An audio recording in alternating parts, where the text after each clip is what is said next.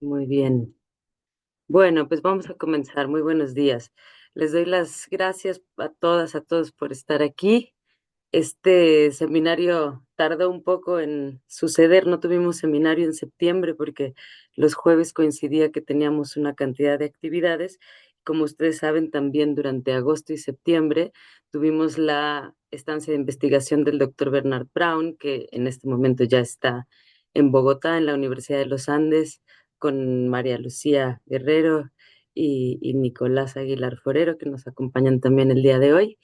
El, Me gustaría que en este seminario pudiéramos discutir varias cosas, entonces lo hemos llamado Plan de Sistematización de Experiencias Educativas para la Ciudadanía Mundial en distintos contextos, y la idea es que podamos generar ese plan a partir de hoy. Y para ello, bueno, también comentarles que el día de mañana tenemos la fecha límite para entregar el informe de avances de investigación al programa de apoyo para la innovación, la investigación y la innovación tecnológica, el PAPIT de la UNAM, y entonces eso me ha permitido pues revisar el porcentaje de avances que llevamos sobre las distintas metas, y me parece que es bastante optimista y que más bien hemos tenido que avanzar, sobre todo en la planificación del dossier especializado que queremos publicar por los tiempos que implican los procesos editoriales. Entonces, hoy también les vamos a contar cómo hemos avanzado a partir de la propuesta que hicimos a la revista Acta Sociológica de nuestro Centro de Estudios Sociológicos. Entonces, bueno, lo primero que quería era compartir con ustedes esta nota de ayer, eh, porque nosotros estamos trabajando en el marco de las Naciones Unidas, y como planteo aquí, o plantea esta nota, la invasión israelí del Líbano acelera el desprestigio de Occidente ante el sur global, y me parece que no podemos estar hablando de ciudadanía mundial sin poner claramente toda la atención en lo que está sucediendo en este momento, alrededor de los ataques que ha perpetrado Israel sobre Palestina, sobre Líbano, la contraofensiva ahora de Irán, y pues es un panorama muy poco alentador en la dinámica de cultura de paz que nosotros queremos abonar.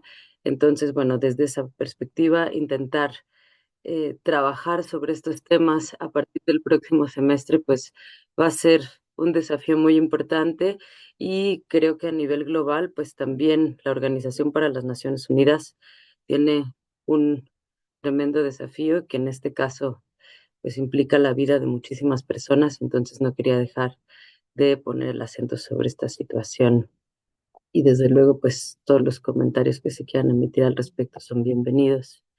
Y decirles también que en esta semana, pues de hecho no, nuestra facultad está tomada por el movimiento estudiantil. Se planteó una semana de acción y memoria colectiva en la Facultad de Ciencias Políticas. Decidieron ocupar la facultad para organizar y reflexionar colectivamente acerca de la verdad, la justicia, los derechos de las mujeres, la memoria y por la vida.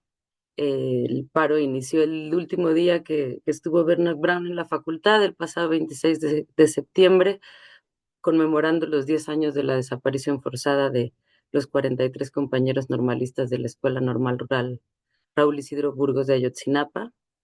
Y bueno, el 28 de septiembre se realizó una acción global por el aborto legal, seguro y gratuito. Ayer, 2 de octubre, se conmemora los 56 años de la matanza de estudiantes en Tlatelolco, y eh, por primera vez en la vida de nuestro país, el Estado se disculpó con las víctimas de esta masacre.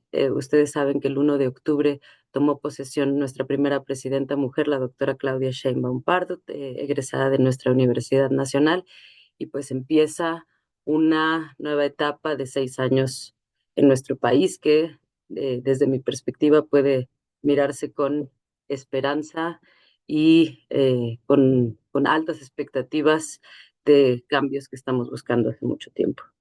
Y bueno, esta toma decidió alargarse estos días hasta el 7 de octubre, precisamente para conmemorar un año del genocidio ininterrumpido hacia el pueblo palestino. Entonces, no quería dejar de mencionar el contexto en el que estamos en este momento situados y en el que y este seminario pues lo estamos desarrollando en línea de por sí por tratarse de un seminario internacional, pero no, no quería dejar de mencionar y de respetar que estamos en esta Semana de Acción y Memoria Colectiva. Entonces, eh, bueno, no sé si alguien quiera hacer algún comentario hasta aquí antes de entrar a los trabajos específicos de investigación.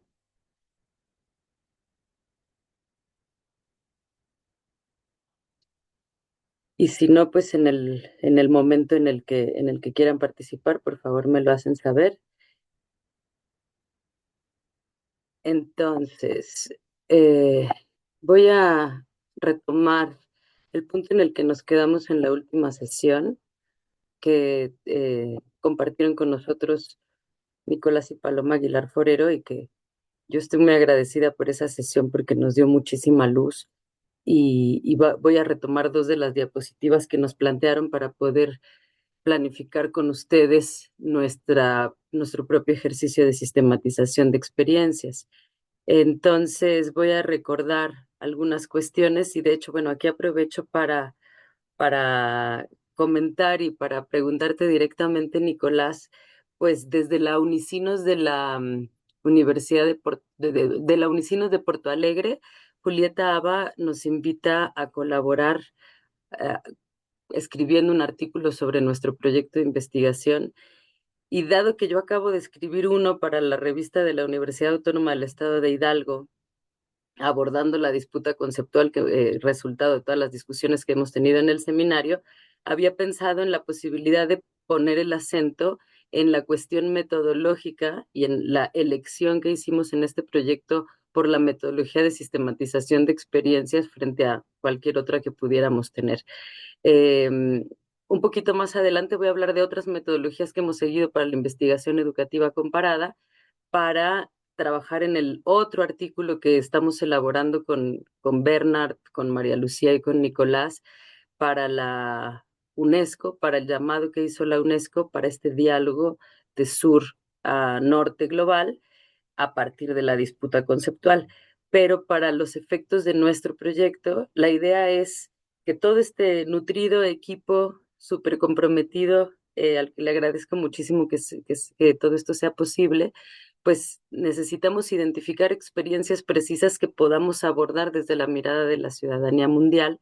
Y hoy me gustaría que pudiéramos revisar qué es lo que cada uno puede aportar. Entonces, solamente a manera de recordatorio, quisiera recordar que para la sistematización de experiencias, de acuerdo como nos plantean Nicolás y Paloma, pues el punto de partida es identificar en primer lugar quiénes son las participantes de la experiencia, así como configurar un equipo sistematizador. Y entonces, a partir del listado que yo les voy a presentar ahora de las personas que han manifestado interés en sistematizar experiencias, yo les iría preguntando si tienen un equipo sistematizador o si necesitan que configuremos equipo para ir elaborando este listado de participantes e ir definiendo las experiencias que queremos sistematizar. Y por otro lado, necesitamos identificar y agrupar los registros que la experiencia ha dejado en su trasegar, en su paso, ¿no? Entonces, aquí nos proponían una matriz de identificación y organización de registros o evidencias. Y en nuestro caso, hemos trabajado fundamentalmente a nivel de educación superior. Está pendiente también revisar si se sistematizarán experiencias en otros niveles educativos o experiencias educativas no formales en el ámbito de la educación popular o en cualquier otro ámbito que no esté ceñido a las instituciones educativas, pero en nuestro caso, desde la UNAM, nos hemos concentrado sobre todo en proponer elaborar propuestas pedagógicas específicas para abordar la ciudadanía mundial con grupos de estudiantes de ciencias sociales y sobre eso hemos estado trabajando. Entonces, En nuestro caso, por ejemplo, tenemos como evidencia hasta ahora un taller de teatro y ciencias sociales que se utilizó para indagar con jóvenes estudiantes de las distintas carreras de nuestra facultad su relación con con el globo y con esta noción específica de ciudadanía mundial y las propuestas educativas que se realizó en nuestra facultad. Tenemos el listado de participantes, tenemos las reflexiones obtenidas, las sistematizamos, elaboramos un artículo académico, en este caso con Mario Zaragoza y con el doctor Carlos Vázquez de la Universidad de Guadalajara, quien lo planteó, y eso ha abierto la puerta también a contribuir a la red de prácticas artísticas y ciencias sociales con la que también estamos participando. Y otro tipo de registro, evidencia que tenemos tiene más que ver con una actividad de cuidado de la casa común a través de la participación de jóvenes, tanto de estudiantes de ciencias sociales y de extranjeros que están estudiando puntualmente en México, que tienen interés en abonar de alguna manera al cuidado del planeta, y entonces hemos conducido algunas actividades de restauración forestal de la última barranca sin urbanizar en la Ciudad de México, y entonces ahí tenemos otra evidencia, y de hecho tenemos la idea de regresar en noviembre a dar mantenimiento a esta zona, y alrededor de esos trabajos hemos generado grupos de discusión con jóvenes para cuestionar la noción de educación para la ciudadanía mundial. Entonces son dos ejemplos que quiero compartir con ustedes de trabajos que pretendemos sistematizar. Y el otro que había comentado de vinculación universitaria con la comunidad, de hecho ya dio pie a solicitar el apoyo específico de otro programa de la UNAM, sobre todo para poder aportar a la revisión del plan de estudios de sociología en asignaturas metodológicas y específicamente en los talleres de métodos y técnicas documentales y etnográficas. Y estamos trabajando por petición de la comunidad cercana al Estadio Azteca, porque como ustedes saben, en el 2026 está proyectado realizar la Copa de Fútbol, la Copa Mundial de Fútbol en diferentes países, México entre ellos, y el Estadio Azteca pues sería el primer estadio en albergar tres mundiales, y desde luego que allí hay un montón de intereses económicos de todo tipo y una enorme preocupación de la población por los procesos de gentrificación que se vienen, y ahí estamos trabajando en vinculación docencia e investigación con la comunidad, y tenemos también esa posibilidad de sistematización desde la UNAM. Entonces, bueno, recordar solamente con las orientaciones que nos aportaban nuestros colegas, que es importante que quienes sistematicen hayan participado de alguna manera de su creación y desarrollo. En este caso, estoy coordinando estas tres experiencias, y se desaconseja que una persona externa sistematice la experiencia en nombre de sus protagonistas. Entonces, aquí el desafío también es cómo integramos a las personas protagonistas de esta experiencia. Entonces nos decían, eh, para este plan de sistematización, que es fundamental definir el qué y el cómo de la sistematización. Y ese es el ejercicio que me gustaría que hiciéramos el día de hoy, las personas que vamos a realizar el ejercicio, pues poder expresar qué experiencia vamos a sistematizar, dónde y cuándo se realizó. O también existe la posibilidad de que sea pronto. En este sentido quiero antes de estar aquí me voy a avanzar un poquito. Eh, Les decía, por los tiempos que implican los procesos editoriales, la revista Acta Sociológica, que es la que nos ofrece el espacio para nuestras publicaciones, nos pidió que sacáramos ya una convocatoria que en este momento está revisando el Consejo Editorial para hacerla pública en la página web, pero este sería la base, el fundamento de esa convocatoria.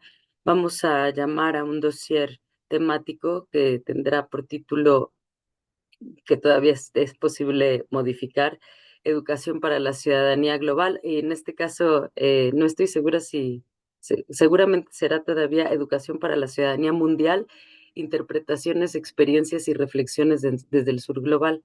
Entonces, del listado de personas participantes que voy a compartir en un momento, me interesa saber quiénes están en posibilidad de elaborar artículos de reflexión y quiénes están en posibilidad de sistematizar experiencias. Eh, y como en este caso lo estamos haciendo desde el sur global, y en el caso de Bernard Brown, que es el único que en este momento está trabajando desde el norte global, aunque estemos en el sur del planeta, dice siempre Bernard, hablando del sur del planeta, Bernard no ha tenido tiempo de empezar su trabajo de campo en Australia porque de momento ha estado acompañando los trabajos de campo en México y en Colombia. Entonces, pensábamos que el aporte de Bernard podría ser una nota de investigación, que es una de las posibilidades que ofrece Acta Sociológica, aportando la reflexión metodológica de la investigación educativa comparada y el diálogo norte-sur global que estamos estableciendo. Entonces, el día de hoy me interesa saber quiénes están en qué posición y en qué tipo de aporte están en posibilidad de generar. Entonces, voy a leer brevemente lo que proponemos. Pues Acta Sociológica es un foro plural, abierto a la exposición y el debate de una amplia gama de problemáticas, temas y enfoques teórico-metodológicos concernientes al estudio de lo social. Este número tiene como objetivo profundizar la comprensión sobre la educación para la ciudadanía mundial, y aquí me estoy dando cuenta que hay un error en el título, debería decir mundial, no global. Estamos a tiempo de corregir. Es una estrategia prioritaria para la Organización de las Naciones Unidas para la Educación, la Ciencia y la Cultura, y a partir de la sistematización de experiencias desarrolladas en distintos contextos del sur global, incorporando interpretaciones y reflexiones frente a una noción en disputa. Y ahí estamos haciendo referencia a los artículos de Nicolás y mío, aunque desde luego esto por una cuestión de espacio, pero tenemos muchísimo más referencias, y también destaco el trabajo de la doctora María Lucía Guerrero y del mismo doctor Bernard Brown en este sentido. Nos referimos a una disputa conceptual porque durante los últimos años se ha ido transitando de un enfoque neoliberal hacia perspectivas que implican la comprensión de nuevas prácticas relacionales. Se ha pasado de narrativas nacionalistas hacia horizontes más amplios que implican la reflexión de nuestro lugar en el mundo globalizado, así como las implicaciones de la interculturalidad crítica. Y en este sentido, por ejemplo, Andrés Arias había compartido con nosotros una reflexión muy interesante en el marco del seminario, que tengo curiosidad también de saber si entrará como un aporte reflexivo en este número, y si haremos solamente esto con Nayarit o si además haremos el esfuerzo de sistematizar alguna experiencia. Los impactos de estas transformaciones en los espacios educativos implican nuevas dinámicas de relación pedagógica acerca de las cuales nos interesa indagar. Como les decía, pues yo personalmente estoy indagando en educación superior, poniendo en práctica diversas propuestas pedagógicas, pero también estamos haciendo un proceso de investigación cualitativa en educación básica, tanto en primaria como en secundaria, y tenemos ahí pendiente. Ve que está por aquí Yardel, que está haciendo su tesis doctoral sobre educación media superior. Tenemos pendiente también indagar en media superior todas las áreas de oportunidad que hay para esta propuesta, ¿no? Entonces, en este número de actas sociológicas se pretende discutir, integrar, difundir investigaciones basadas en evidencia, así como reflexiones teóricas que aborden la educación para la ciudadanía mundial en distintos niveles educativos y espacios formativos. Entonces, planteamos tres ejes temáticos, tres grandes ejes temáticos. Uno tiene que ver con la hermenéutica de la educación para la ciudadanía mundial, y el otro son reflexiones y propuestas desde la interculturalidad crítica, y el tercero, experiencias educativas específicas para la ciudadanía mundial desde el sur global. Entonces voy a estar al frente de la coordinación de este número, y eso significa pues que me toca revisar los trabajos, curarlos, contribuir en el proceso de edición, y que yo les agradecería a todas las personas autoras pues que nos ayuden al máximo en revisar los criterios que están en la página web que compartiremos con ustedes en la minuta de las revistas de la UNAM para que este trabajo de edición pues sea lo, lo más llevadero posible. Lo que nos piden en Acta Sociológica es que cerremos esta convocatoria a 31 de enero de 2025 y eso significa pues que tenemos que ponernos manos a la obra con la redacción ya y puede significar para muchas personas que no haya tiempo suficiente de sistematizar experiencias. Esto lamentablemente tiene que hacerse con este margen por los tiempos editoriales, pero me parece que podríamos plantearnos un siguiente ejercicio, es decir, un primer ejercicio reflexivo y de avance, de sistematización también para cumplir con las metas del proyecto de investigación en los tiempos que se proponen, pero no cerrar la posibilidad de encontrar un buen repositorio para el catálogo de experiencias que nos habíamos planteado generar para tener como referentes en distintas latitudes. Y aquí ejemplifico, estuve trabajando puntualmente con el doctor José Michel de la Universidad Metropolitana de Santiago de Chile, quien nos va a hacer favor de compartir el 31 de octubre, que es nuestra próxima sesión, los hallazgos de su primera indagación a nivel sobre todo documental de la formación cívica en Chile. Y cuando buscábamos ejercicios específicos de ciudadanía mundial, la única referencia disponible era el trabajo de Nicolás Aguilar que se hizo en comparación con Colombia. Entonces, me parecería muy interesante, pero yo sé que Nicolás tienes también muchísimo trabajo, entonces pues no sé si sea posible, pero me encantaría que el jueves 31 de octubre pudiéramos desde luego dar el espacio para el doctor Mitchell y que pudiéramos abrir un pequeño espacio también para que nos pudieran compartir cómo fue esa experiencia compartida entre Colombia y Chile para ver qué otras posibilidades tenemos de desplegar.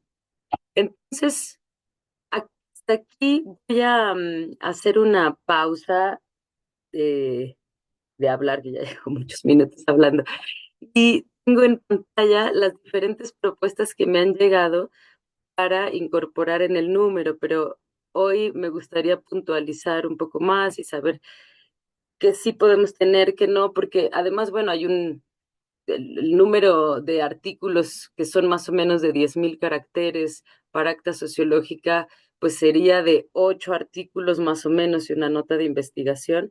Entonces, pues es interesante también ver quiénes pueden entrarle en este momento y quiénes prefieren hacerlo después. Pero de momento, pues teníamos esa propuesta de que Bernard Brown se encargue de la nota de investigación. Eh, en el caso de Nicolás y María Lucía, entiendo que sí están trabajando en la idea de recuperar experiencias que también se enlazan con el proyecto que nos compartía Paloma Aguilar la sesión pasada. Entonces, bueno, ahí abro una primera incógnita para saber, ya más o menos hemos ido avanzando, pero ver si podemos concretar un poco más en qué consistiría ese aporte. Eh, me, eh, me plantean también la posibilidad de incorporar la lectura de la Taula per Mexic, en este caso es Arturo Landeros Suárez, que está en Barcelona. La Taula per México o Mesa por México está replicando la Taula per Colombia, que a mí me tocó conocer de primera mano cuando estuve en el proceso formativo de cultura, en la Escuela de Cultura de Paz con Vicente Fisas, porque había un apoyo específico y un número de becas determinado para personas de Colombia. Estoy hablando del año 2001. Y años después, Landeros plantea la importancia de abrir también una mesa por México, sobre todo para gestionar recursos de cooperación internacional del Estado español, específicamente Cataluña, pero se ha ampliado al Estado español, y tienen un proyecto muy interesante de recepción de periodistas amenazadas o amenazados en México. Ustedes saben que uno de los principales problemas de nuestro país es el asesinato de periodistas. Entonces, tenemos planteado elaborar un grupo de discusión para revisar sus propuestas educativas y hacerlas con enfoque de ciudadanía mundial a partir de esta experiencia de la Mesa por México en Cataluña. Por otro lado, el doctor Carlos Rea ahora ya está jubilado de la Universidad Autónoma de Nayarit y entonces parece que una propuesta la trabajaría Carlos Rea y otra Andrés Arias. Con Andrés decía, tenemos esta posibilidad de recuperar la reflexión que compartió en el marco del seminario, que ustedes, bueno, la hicieron ambos, y Carlos Rea, a mí me gustaría, lo que hemos platicado, ninguno de los dos está conectado hoy, pero seguro podrán seguir después la sesión, que pudiera ayudarnos a sistematizar la experiencia de la Universidad Popular de Movimientos Sociales, que me parece que aportaría muchísimo a esta mirada de la educación para la ciudadanía mundial, con una perspectiva decolonial y desde la mirada también de la vinculación con los movimientos sociales. Está aquí la doctora Erandi Maldonado de la Inés Morelia, o bueno, volverá a vincularse con Inés Morelia en breve porque es profesora de asignatura, investigadora asociada, y Erandi compartió con nosotros su trabajo alrededor del proyecto educativo zapatista. Entonces, a mí me gustaría muchísimo que Erandi pudiera sistematizar ese proyecto desde esta mirada, desde esta reflexión. Es mi propuesta. El doctor José Arnoldo Michel Salazar está elaborando sobre todo una revisión a nivel documental eh, de la política educativa chilena alrededor de la formación cívica y que, bueno, en el caso de Chile, desde luego por la situación de dictadura y de transición a la democracia muy reciente, pues tiene unas características considerablemente distintas a otras latitudes latinoamericanas. Entonces, esto vamos a profundizar sobre esto en la próxima sesión y ya tengo, de hecho, el doctor Mitchell ya me avanzó un primer trabajo escrito que creo que entrará en el nivel de la reflexión. También está invitada la doctora Rosa García Chedia. Con ella habíamos elaborado una revisión de la noción de educación para la ciudadanía mundial en educación básica en el proyecto de reforma educativa anterior de México, en la reforma educativa del PRI de Peña Nieto. Y lo que queremos hacer conjuntamente es hacer una actualización de esa lectura y revisar esa noción en la nueva escuela mexicana. Un camino que ya estoy avanzando y que ya he compartido con ustedes, que digamos así a nivel de titular, mmm, muy simplista a lo mejor, pero me parece que a partir del análisis del discurso de la nueva escuela mexicana podríamos decir que el enfoque es anti-educación para la ciudadanía mundial y más bien se concentra en la comunidad, en los procesos locales y se distancia de alguna manera de las organizaciones supranacionales y sus prioridades. Sin embargo, hay cuestiones específicas que podrían recuperarse con este enfoque y a partir de esa lectura, por ejemplo, también pudimos encontrar la noción de ciudadanía sexual que aparece explícitamente ya en el plan de estudios de educación básica y mis estudiantes de licenciatura que están trabajando sobre la noción, la discusión sexo-género o la Estrategia Nacional de Embarazo Adolescente van a problematizar específicamente esa noción de ciudadanía sexual. Y en un ratito más voy a llegar a un modelo de discusión que estamos sosteniendo con Bernard, con María Lucía y con Nicolás para ver también qué opinan, qué les parece. No pudo estar hoy aquí Adriana Reinaga, pero nos comunicamos hace un momento y la propuesta es que la doctora Azucena Ochoa, de la Universidad Autónoma de Querétaro, en conjunto con la doctora Adriana Reinaga, puedan sistematizar la experiencia de la Red Mexicana de Aprendizaje Servicio Solidario y ya estamos planificando los trabajos para realizar grupos de discusión de docentes de distintas instituciones de educación superior, públicas y privadas a nivel nacional para poder elaborar esta aportación específica. También tenemos la propuesta de la doctora Alejandra Araiza Díaz de la Universidad Rovira y Virgili de Tarragona y el doctor Robert González de la Universidad Autónoma de Barcelona sobre un ejercicio de ciudadanía con la comunidad otomí en Hidalgo desde la lógica de la participación indígena. Entonces también han propuesto la posibilidad de participar. Creo que no está Mario Zaragoza, también me había hablado de un aporte, pero tampoco lo hemos definido. Edgar Tafoya, que hoy lo tenemos con nosotros, me da muchísimo gusto también, me encantaría conocer qué propuesta tienes. Y estoy dudando si Betsabe Márquez del Centro de Estudios Antropológicos participará en este monográfico o no. Entonces, y tampoco la hemos visto aquí mucho en los seminarios, entonces tengo que hablar con ella, pero seguramente va a haber, como les digo, un primer momento para este número y seguramente el próximo año podamos trazar algún otro proyecto para confeccionar este catálogo. Ya me hicieron una propuesta de título Araiza y González, que sería Ciudadanía Indígena en Hidalgo, apuntes etnográficos desde el sur global. Y en esa misma dirección, yo quisiera pedirles que antes del 31 de octubre pudieran hacerme llegar una propuesta de título y, de ser posible, un breve resumen de lo que podrían aportar para esta revista. Entonces, hasta aquí, sí me gustaría abrir turno de participaciones para saber cómo se posiciona cada una de las personas que he mencionado que están aquí en relación con este proyecto. ¿Cómo ven?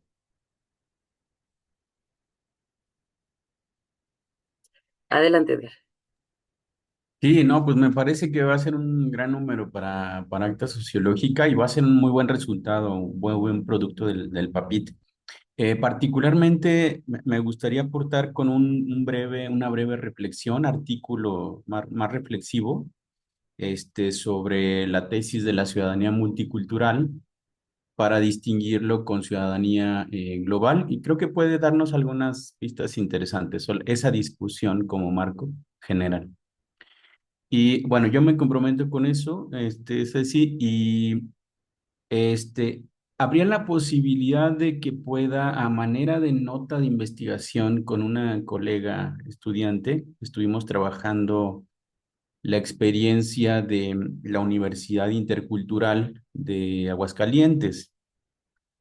Este, en ese caso, es una universidad que ya se eh, fundó, ya se construyó la infraestructura y se están diseñando los planes y programas de estudio. Entonces ahí yo colaboré en todos estos meses y es una experiencia muy interesante, sobre todo considerando el diagnóstico comunitario que se hizo previo, es decir, tomando en cuenta la comunidad, las necesidades propias de la comunidad. Y a partir de ese diagnóstico comunitario, que llevó más o menos un año y medio, este, hicimos una propuesta de planes y programas de estudio a nivel del tronco común. Entonces, esa experiencia en particular yo me comprometería, pero solo a manera de breves notas de investigación, si tú estás de acuerdo. Estoy de acuerdo y me parece interesantísimo, específicamente, Edgar, porque hay un interés muy profundo en Nayarit de desarrollar una experiencia de universidad intercultural en la que también nos piden apoyo y yo creo que podríamos aportar Claro. muchísimo si se elabora ese ejercicio de sistematización. Yo creo que sería enorme.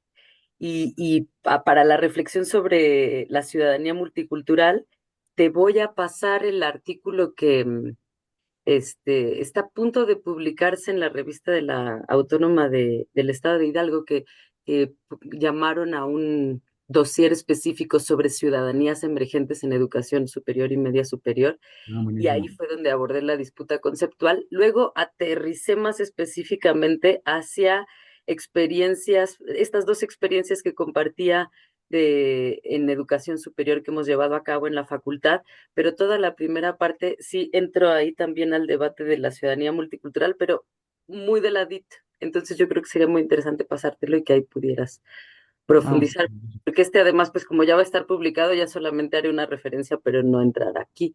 Entonces yo creo que puede ser muy rico. Pero si te soy honesta, lo que más me interesaría es que si se logre, o sea, me interesan las dos cosas, pero que se logre recoger esta experiencia de la Universidad Intercultural de Aguascalientes me parecería un puntazo.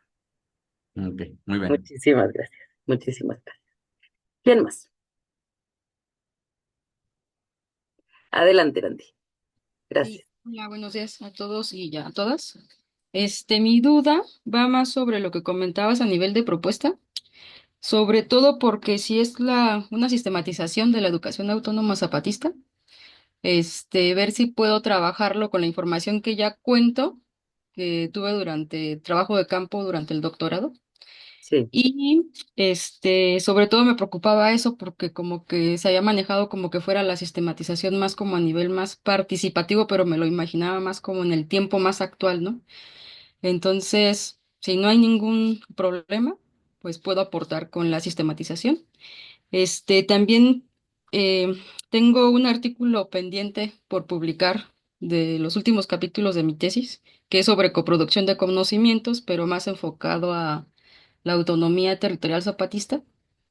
Y pensé que también podía ir, por ejemplo, en el segundo eje, que es Mm. el tema de interculturalidad crítica.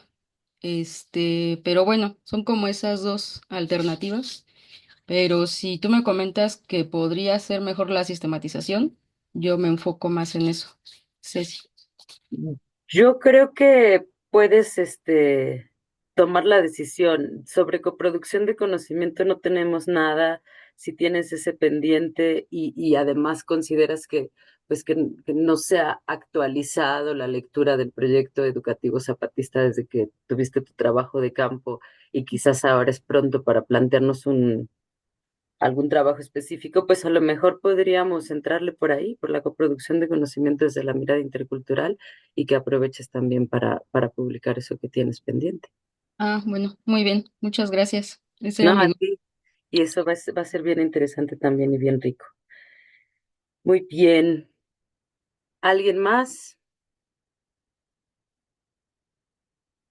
Yo quisiera mencionar algo, Gracias, Nicolás. ¿Cómo estás?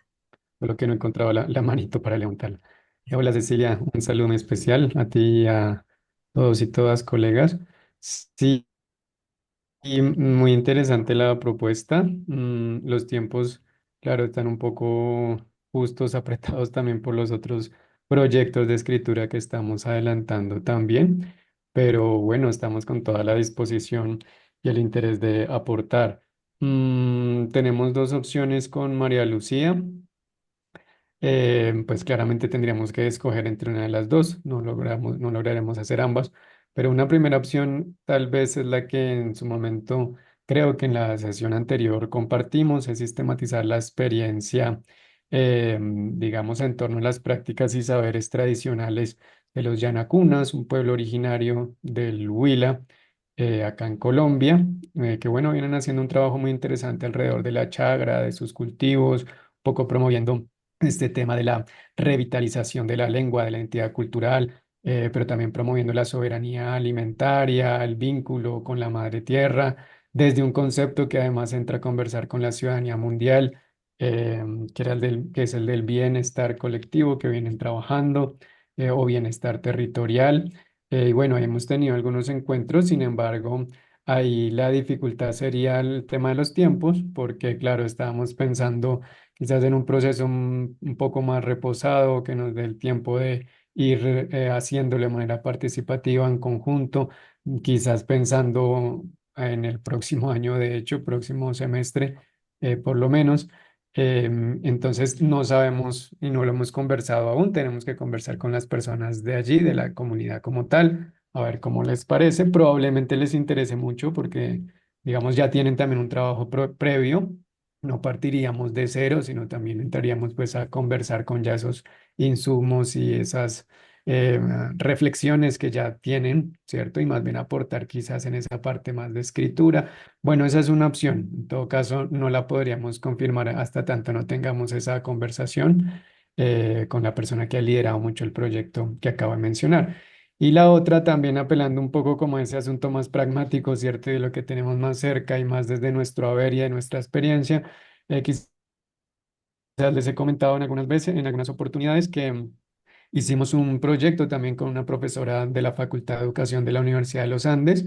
De hecho, no hemos sistematizado aún, tenemos también, y es muy reciente, apenas lo terminamos, y pues en dado caso, también por los tiempos, quizás con María Lucía y hablando también, por supuesto, con la profesora, integrándola, pues de hecho que es Irma que nunca se ha podido conectar, pero creo que en algún momento se conectó la profesora Irma Flores, pues podríamos de pronto aprovechar también esa experiencia, una experiencia en la cual lo que hicimos básicamente fue llevar a la educación superior, una experiencia que ya habíamos hecho en educación básica y media, a propósito de lo que mencionaste, de ese caso o ese artículo en el que narramos una experiencia que hicimos en Colombia y Chile, en escuelas de Colombia y Chile. Entonces, tomando ese trabajo, lo que hicimos fue, pensemos a ver cómo funciona esto en educación superior, y lo hicimos.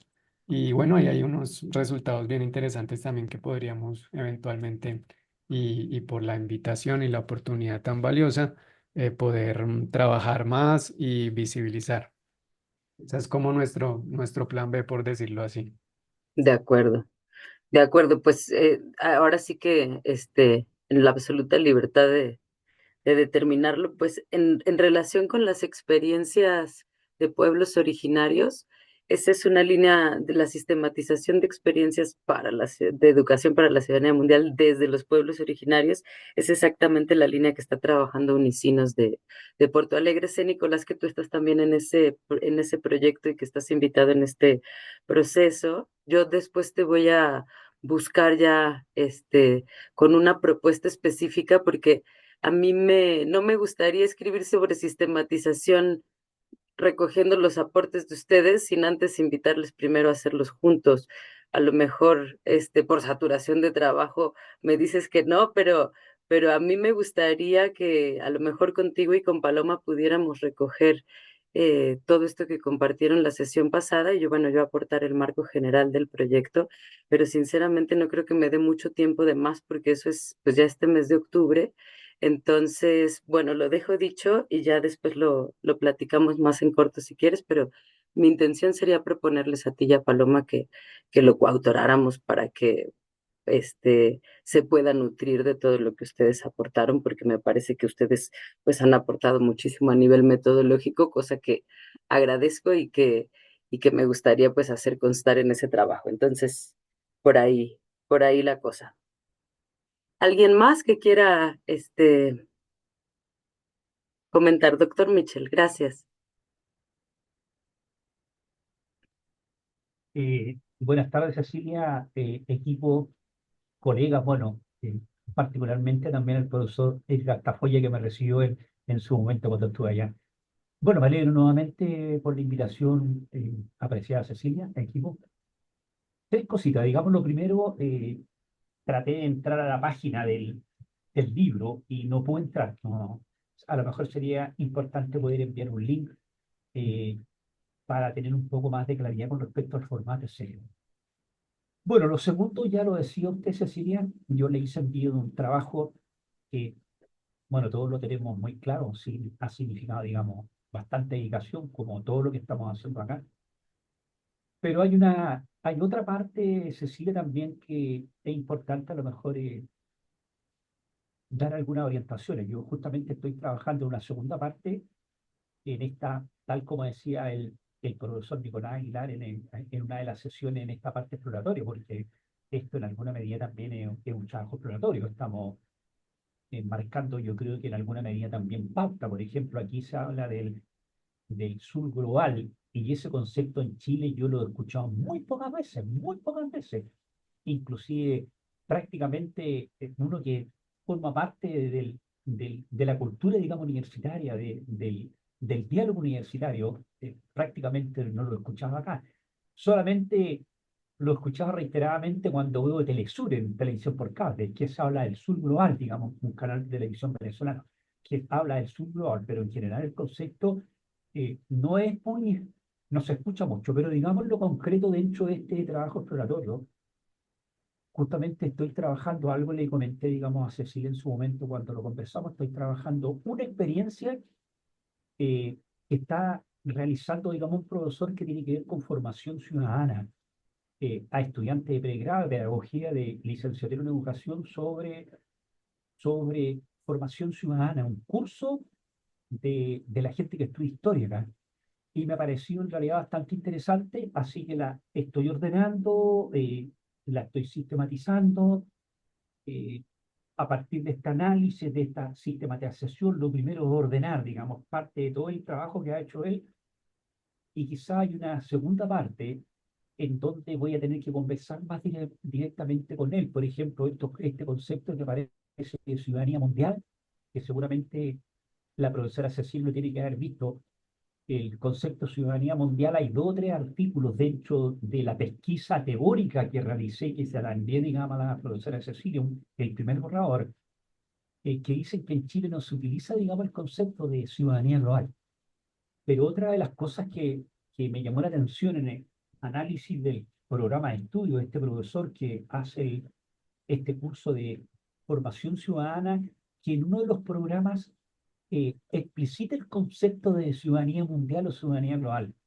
Entonces, una de las cosas que tengo que hacer con este profesor es conversar si realmente eso solamente lo declara o lo desarrolla.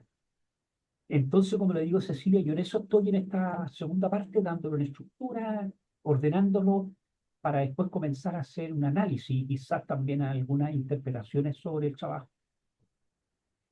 De acuerdo, doctor, muchísimas gracias.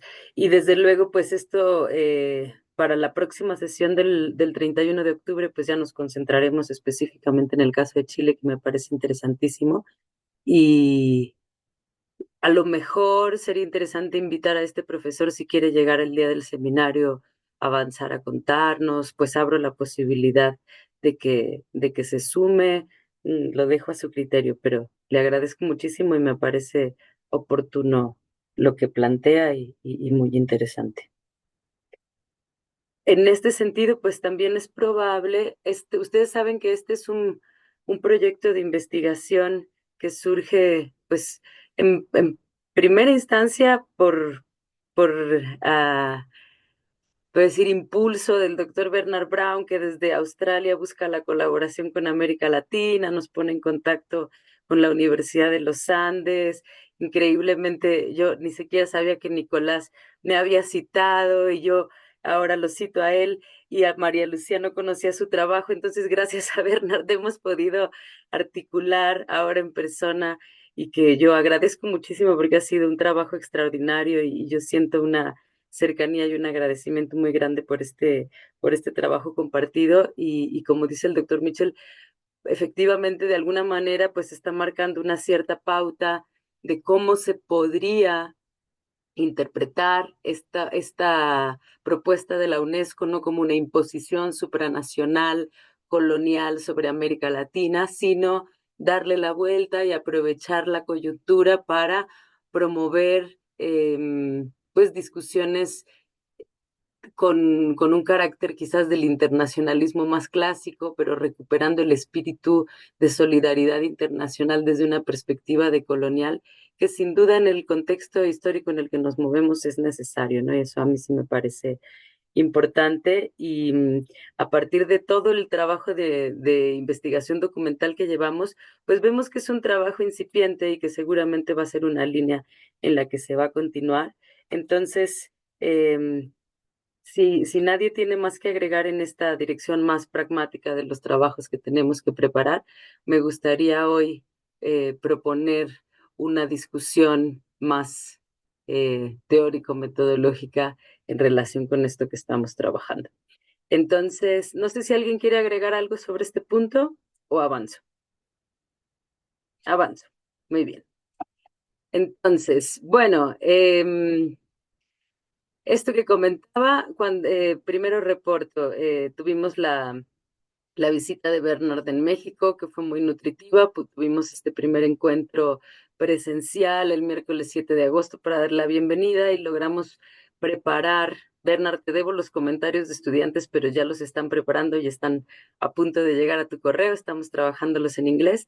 Él compartió con dos grupos de metodología aplicada a las ciencias sociales, el de la doctora Rosa García y el mío, una conferencia sobre el análisis crítico de la política educativa en diferentes contextos, que fue muy interesante. Y voy a aprovechar para hacer un comercial también, un anuncio en el sentido de una participación que nos invita a hacer el doctor Edgar Tafoya en su seminario también, para compartir nuestra propuesta metodológica. Edgar trabaja sobre todo en la sociología contemporánea, la teoría sociológica contemporánea, pero entiendo que estás ahora en el seminario haciendo un cruce con la metodología. No he podido ver la última sesión, que me pareció súper atractiva, solo así por pedacitos tengo que sentarme a escucharla, pero a finales de octubre compartiremos con ustedes la invitación también para ese seminario. Pues estaremos compartiendo esto que Bernard ya compartía con nuestros estudiantes, de cómo hemos ido planteando. Yo creo que compartimos, Bernard, María Lucía y yo por lo menos, la impronta importantísima de la propuesta estructuralista de Stephen Ball para mirar la política educativa, y sobre esa línea vamos a trabajar en ese seminario. Compartirles también que tuvimos con Bernard una experiencia de campo en la comunidad indígena wixárika de Salvador Allende. Entonces aquí les voy a compartir en pantalla algunas fotos y comentarles que nos recibieron muy amablemente en la Universidad Autónoma de Nayarit.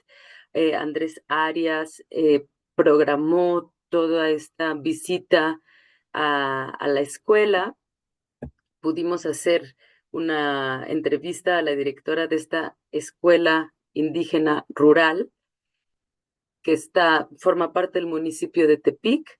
Y era curioso porque cuando le preguntaba, era llegar a un entorno tan alejado del mundo a preguntar sobre el mundo, ya casi que hace ruido, ¿no? Entonces, cuando le preguntábamos, solo explicarle a la maestra lo que estamos trabajando, pues ya también es un ejercicio de interpretación. Y entonces ella nos decía, por ejemplo, bueno, yo sí les digo a mis estudiantes que nuestra comunidad forma parte de un municipio, y este municipio forma parte de un estado, y este estado forma parte de un país, y este país de una región que es América Latina, o un continente, decía, y este continente del mundo. Pero la verdad es que hasta Tepic les queda lejos a mis estudiantes, ¿no? Entonces, de alguna manera, el mensaje era súper anclado en lo local, en la comunidad, y a partir de la entrevista veíamos que el planteamiento de la nueva escuela mexicana tiene todo el sentido para las escuelas rurales, que en México representan el 65%. En este caso, por ejemplo, es una escuela multigrado donde solamente hay 3 docentes para atender a toda la comunidad infantil, y la directora además está frente a grupo de quinto y sexto, ¿no? Entonces, bueno, fue una experiencia muy bonita, y pudimos conocer también los ejercicios el proyecto de Andrés, el proyecto que coordina desde la Unidad Académica Sociedad, Cultura y Lenguaje de la Unidad Académica de Educación de la UAN. Lo que buscan son puentes entre la comunidad mestiza y los pueblos originarios para fomentar mejores relaciones, y, entre otras cosas, promueven la recuperación también de la lengua originaria, porque, por ejemplo, en estas comunidades ya la mayoría de niñas y niños no hablan wixárika, sus mamás, sus papás no les hablan en lengua, aunque todas tienen todavía nombre huirra, por ejemplo. Entonces, se hizo un ejercicio de recuperación de la lengua. Y bueno, y también nos tocó presenciar uno de los ejercicios políticos más patéticos de nuestro país. Aquí pueden ver una foto de niños con cajitas de zapatos. Interrumpieron el ejercicio que estábamos haciendo porque llegaron del municipio y les dijeron a los niños: van a salir a tomarse la foto porque trajeron los zapatos. Y salieron todos los niñitos, agarraron las cajitas, se tomaron la foto, y ahora todos digan: gracias Geraldine, que es la presidenta municipal de Tepic. Así todos los ejercicios. Y luego les dijeron: ahora devuelvan las cajitas porque estos zapatos no son para ustedes. Luego les llegan los de ustedes, y les hicieron devolver las cajitas. y imagínense a niños y niñas de primaria que además pues sí necesitaban esos zapatos, toda la ilusión quebrada. Yo de verdad espero que les lleguen sus zapatos porque eso fue una cosa horrorosa que nos tocó presenciar, pero bueno, ya le tocó a Bernard en primera persona el ejercicio. Bernard, no sé si quieres comentar algo Ah, sobre nuestra visita. sí, fue un día maravilloso y probablemente fue el mejor día que yo tuve en México. Realmente fue extraordinario y estoy muy agradecido por la oportunidad para visitar esta comunidad. Y también el tiempo que pasamos en la sala de aula para ver realmente los ejercicios y las prácticas y las experiencias.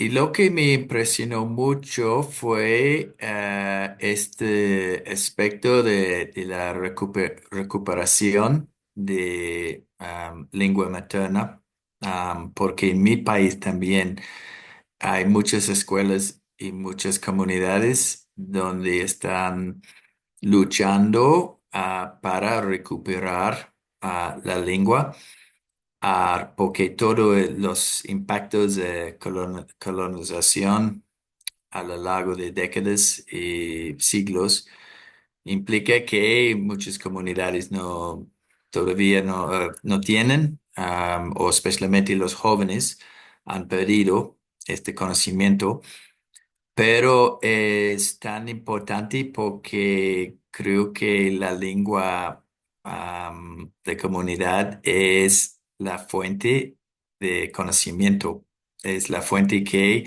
generar los saberes y la identidad.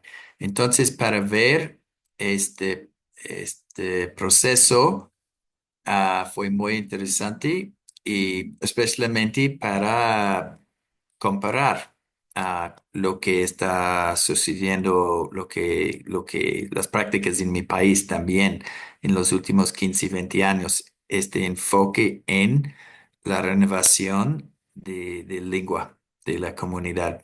Entonces, sí, fue, fue un día bien interesante para mí y espero que pueda visitar esta comunidad otra vez. Muchas gracias, Bernard. Aquí ya no pusimos las fotos después de la presa de Aguamilpa, pero esta comunidad está bastante cercana a una presa impresionante que hizo Carlos Salinas de Gortari al iniciar su gobierno en el 88 y bueno, que se inundaron pueblos originarios, entonces se desplazaron para hacer la presa y cuestiones paradójicas tremendas porque esa presa es para hidroeléctrica, para generar electricidad que va prácticamente todo el estado de Durango y las comunidades desplazadas por la construcción de la presa hasta hace muy poco no tenían luz eléctrica, por ejemplo. Entonces, pues sí, fue muy interesante compartir esta experiencia. Yo les compartiría también que eh, el guión de entrevista que seguimos también lo estamos trabajando. Formo parte del comité de investigación de la Red Mexicana de Aprendizaje Servicio y estamos indagando, bueno, creemos que la nueva escuela mexicana es un marco idóneo para el aprendizaje servicio en la idea que tienen de fomentar proyectos de aula, proyectos de escuela y proyectos de comunidad. Y notábamos en esta comunidad que desarrollan con mucho más soltura proyectos de aula y de escuela, pero están costando más los proyectos de comunidad. Esta profesora nos comentaba que un intento fue alrededor del proceso de roza y quema que utilizan para preparar la tierra para sembrar y entonces muchas veces si van solos, sobre todo los papás de estos niños, no logran controlar el fuego y muchas veces se expande. Entonces, pues intentaban que la escuela articulara procesos de toma de conciencia de la importancia de hacer los cortafuegos, pero los niños querían participar y las niñas y la maestra decían, no, es que con fuego no podemos, y yo la notaba como que tiene muchas ganas de hacer cosas, pero no tenía muy claro cómo, y entonces ahí indagábamos si conocen las propuestas de aprendizaje servicio y realmente no, y en esta comunidad ni siquiera hay internet, entonces de entrada ahorita estamos haciendo un puenteo para poder compartir con ellas propuestas que han funcionado en otras latitudes de aprendizaje-servicio, pero creemos que también esa metodología es una excelente oportunidad para la para la educación, para la ciudadanía mundial. Muy bien, entonces, bueno, pues los 2 meses que estuvo aquí Bernard, estuvimos trabajando estrechamente y quería recordar en este foro que estamos trabajando, tenemos que entregar en noviembre este artículo que vamos a coautorar Bernard, María Lucía, Nicolás y yo, que convoca Emiliano Bossio con Bagit y Reiber Barch, espero estarlo diciendo bien, que están trabajando en la UNESCO con, bueno, cada vez que Bocio nos escribe, nos envía como 13 conferencias de YouTube que ha sostenido con otros autores y se cita en múltiples ocasiones, pero ha sostenido diálogos pues con Michael Young, con Torres, con la gente que se ha dedicado históricamente a la educación popular y creo que Nicolás es bastante, ya ha tenido contacto con Bocio, pero la sensación que yo tengo es que la UNESCO pues está mirando con mucho interés hacia América Latina y hacia las pedagogías liberadoras y las pedagogías críticas a partir de la lluvia de críticas que recibieron por las primeras propuestas, pues que tenían una tendencia claramente neoliberal y de alguna manera la UNESCO se está reposicionando y en ese sentido pues creo que es interesante irnos planteando nuestra capacidad de incidencia también y estamos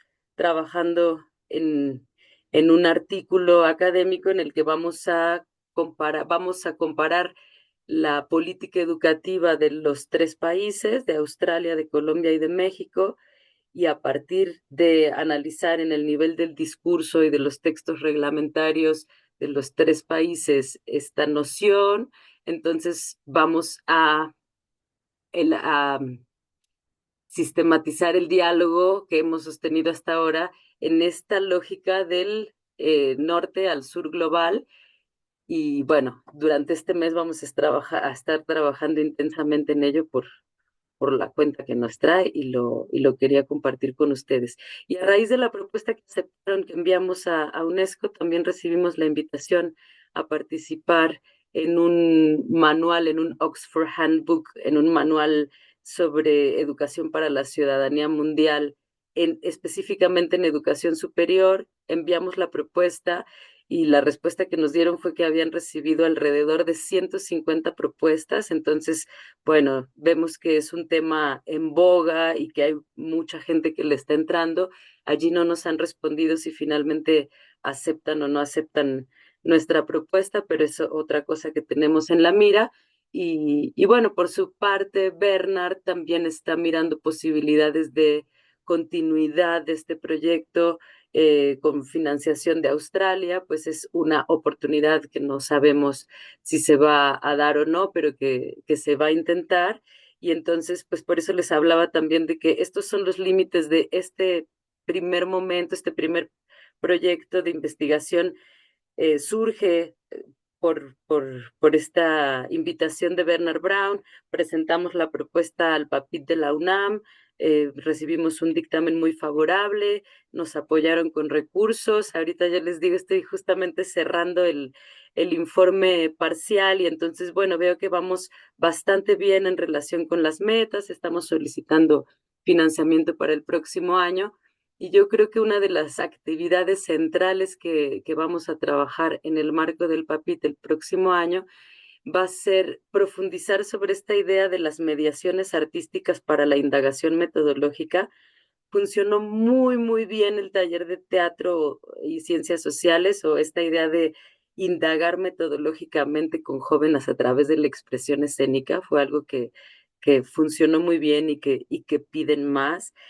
Para esto vamos a profundizar en el trabajo con docentes. Estamos proponiendo con Mario Zaragoza y con el doctor Carlos Vázquez un curso de formación docente en la UNAM, también sobre eh, expresión escénica y ciencias sociales, también un poco para darle una actualizada a las formas de la transmisión del conocimiento, del diálogo de los saberes, del espacio áulico. Creemos que puede ser muy interesante, entonces, bueno, vamos a intentar con docentes y el próximo año el doctor Manuel Muñoz Bellerín de la Universidad Pablo de Olavide de Sevilla, que trabaja él está en trabajo social y acaba de terminar su postdoctorado en la Universidad de Coimbra, pues inicialmente estaba siendo dirigido por Boaventura de Sousa directamente y a raíz del conflicto de todos conocido, cambió de tutora, acaba de terminar su estancia en Coimbra y él trabaja una propuesta interesantísima que es la creación colectiva teatral.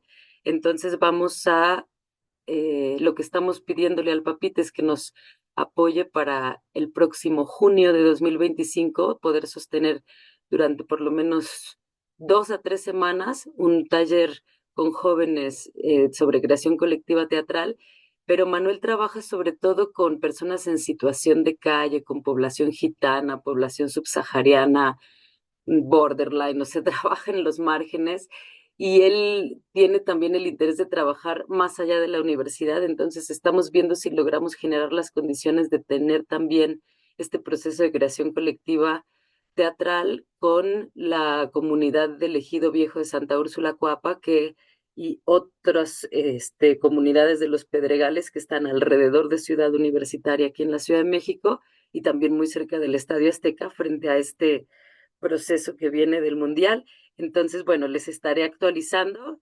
En principio, en diciembre sabremos, eh, conoceremos el dictamen, pero ahorita básicamente tiene que ver con ver pues, si nos aprueban los recursos que estamos solicitando y por ahí van las cosas con Papita. Ay, perdón, voy para atrás, no, voy para adelante. Entonces, bueno, aquí quería llegar.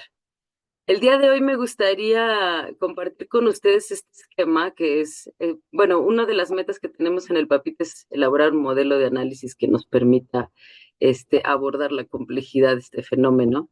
Y lo discutí solamente con Bernard. No es un modelo, por supuesto, acabado, ni siquiera necesariamente funcional, pero a mí me sirvió para acomodar un montón de ideas que habíamos venido trabajando y yo quiero someterlo a discusión el día de hoy, saber ustedes cómo lo ven, porque creemos que una de las cuestiones que aparece a lo largo del trabajo de campo. Además, en el caso mexicano específicamente, pues desde luego la reforma educativa que se adopta efectivamente solamente después del periodo pandémico y que había pues también la inquietud de saber si era algo que iba a continuar o no y ahora tenemos la certeza de que continuará los próximos 6 años y entonces pues es un marco muy favorable para trabajar, pero una de las líneas centrales en México y a nivel mundial es la idea de la inclusión educativa. En México la política de educación inclusiva ha sufrido diferentes modificaciones. Dirigí un trabajo de investigación específicamente sobre la política de educación inclusiva.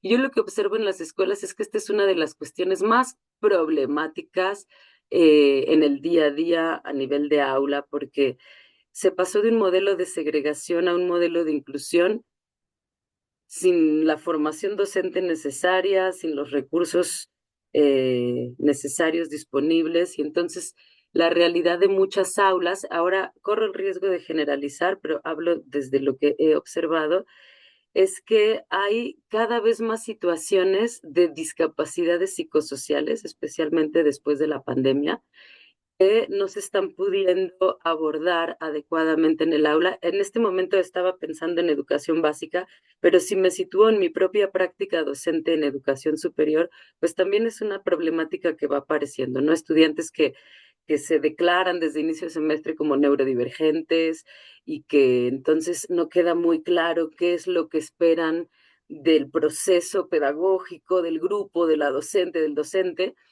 Y bueno, en el caso de educación básica, por ejemplo, pues es posible observar en un grupo de desde 12 hasta 35, 40 niños y niñas en función de la escuela, siempre pues alguna persona con alguna discapacidad psicosocial, alguna condición, autismo en sus diferentes espectros.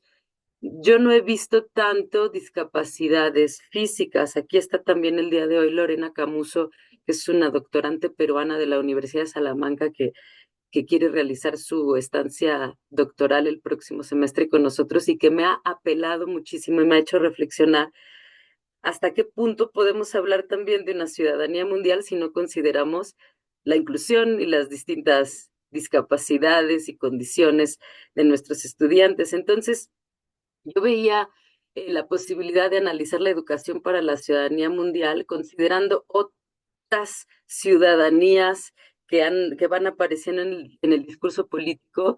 La ciudadanía digital es una muy clara, especialmente después de la pandemia. En el caso de México, pues trabajé el año pasado un artículo académico que puedo compartir con ustedes en la revista precisamente que coordina Stephen Ball de Archivos y Análisis de Política Educativa, sobre todo el proceso de digitalización de la educación básica a partir del Programa Nacional Aprende en Casa que se desarrolló en la pandemia y cómo han cambiado las comunicaciones con las familias, entre docentes, los procesos formativos a partir de la digitalización. Y sé que aquí, bueno, también conozco el trabajo de Nicolás sobre la ciudadanía mundial a partir de procesos de podría decirse así, sí, ciudadanía digital. Entonces, pues aquí quería plantear con ustedes la posibilidad de enlazar estas distintas dimensiones de ciudadanía. Por otro lado, pues está la ciudadanía intercultural como, este sí es un discurso que aparece en la nueva escuela mexicana, en la idea pues de integrar a los pueblos originarios en un proceso que ha sido históricamente excluyente, recuperar los saberes originarios y bueno, que también nos lleva desde luego a la lógica del cuidado de la casa común, que desde la actualización del discurso de la UNESCO de Ciudadanía Mundial se incluye también la idea del desarrollo sostenible, de la que yo me distancio personalmente porque prefiero hablar de cuidado de la casa común y distanciarme de la noción de desarrollo, más desde la teoría de crecimiento, y creo que es una línea que sigue también la nueva escuela mexicana. Y finalmente, esto que les comentaba, el cruce con la dimensión de la ciudadanía sexual, hemos estado revisando, pues, hasta qué punto esto lo habíamos recogido en el seminario desde la perspectiva de Sayak Valencia, si se acuerdan que hablaba de la cuidadanía o de las feministas españolas que hablan de la cuidadanía, pero ahora en el discurso oficial del Estado mexicano se recoge esta noción de ciudadanía sexual que interpretamos tiene que ver con la inclusión también de las diversidades sexogenéricas, y hablo de la comunidad LGBTIQ+, pero desde luego de las implicaciones que tiene hacia los nuevos modelos de familia y lo que las personas jóvenes con las que trabajamos hablan de anarquía relacional. Entonces, a mí me parecía que oh, cuando abordamos la disputa conceptual acerca de la ciudadanía mundial en relación con la ciudadanía multicultural, intercultural, la ciudadanía planetaria, la ciudadanía global desde la lógica más neoliberal, finalmente la crítica es que puede ser todo o nada, puedes llegar a ser un significante vacío si no lo aterrizamos. Entonces, a veces me cuestionan, bueno, ¿y por qué dices que eso que haces es ciudadanía mundial? Y creo que eso tiene que ver con un ejercicio de reflexión específico para fomentar, como decía hace un rato, pues una educación en la solidaridad internacional, en el cuidado de la casa común, en las responsabilidades compartidas, y que ahí personalmente identifico el aporte del Ejército Zapatista de Liberación Nacional como uno de los primeros movimientos cuando surge la globalización, pues más críticos, pero a la vez que se suben al tren de construyamos a nivel galáctico, ¿no? No sé si recuerdan estos encuentros intergalácticos. Entonces, pensaba que sería interesante ir dimensionando la noción y construí este esquema sobre todo para escuchar sus reacciones y ver cómo lo podemos eh, ir aterrizando, si les suena lógico, si les parece que aporta o cómo han ustedes ido dimensionando este ejercicio pedagógico para la ciudadanía mundial. Entonces, pues me gustaría mucho saber qué piensan.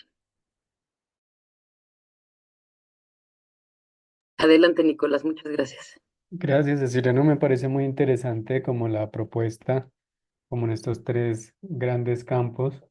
Escuchándote igual recordaba ese mismo sentir a veces de que puede ser todo o nada, como que la ciudadanía mundial, como un arbolito de Navidad, como a veces decimos que se le van colgando como bolitas.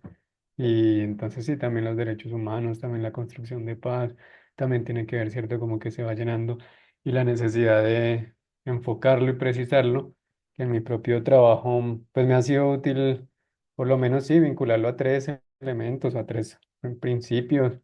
El tema de, que aquí lo mencionas de una manera muy apropiada desde mi punto de vista del cuidado de la casa común, que a veces lo ligan mucho también como un sentido de pertenencia a a la humanidad, pues, o al mundo como tal, y lo que eso implica. En segundo lugar, la solidaridad como un elemento transversal que seguramente está allí también, y lo mencionaste. Y esa valoración y respeto de las diferencias, ¿no? Diferencias en todo sentido. Y acá estoy bien cómo hacer ciertos énfasis, pues porque son diferencias no solo a nivel étnico-racial, sino también por orientaciones sexuales, identidades de género, capacidades. Pues yo creo que pues viene muy bien y muy vinculado como con esos tres elementos que por lo menos a mí me han servido para intentar focalizar en ciertos trabajos. Surgía la idea mirándolo acá, en la parte de abajo de anarquía relacional, si de pronto podrías mencionarlo un poco.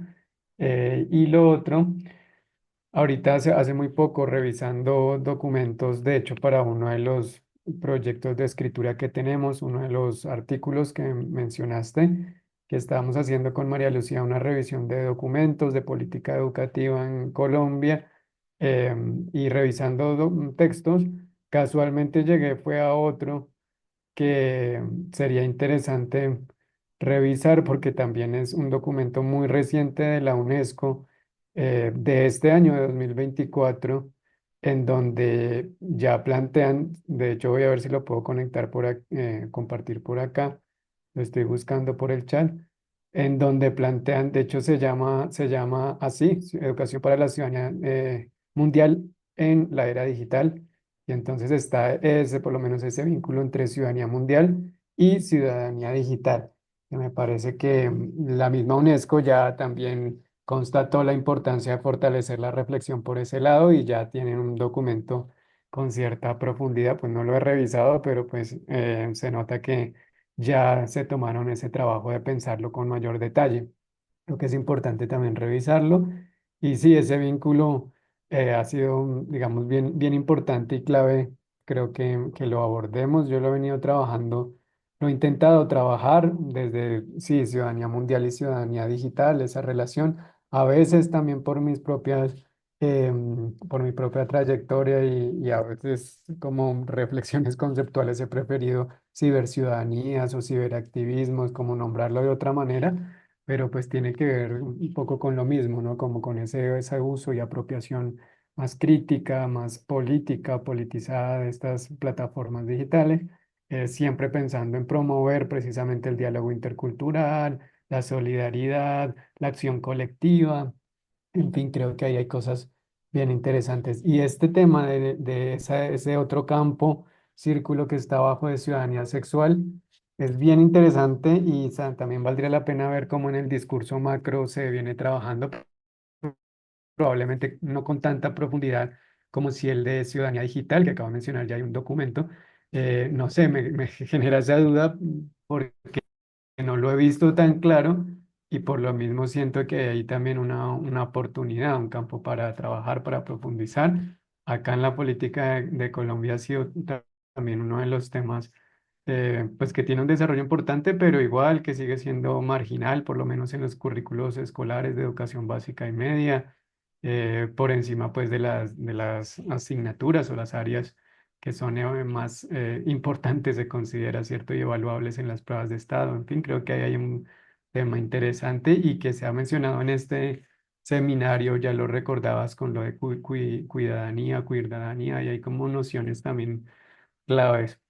Y bueno, pues la pregunta sobre todo sobre anarquía relacional. Em,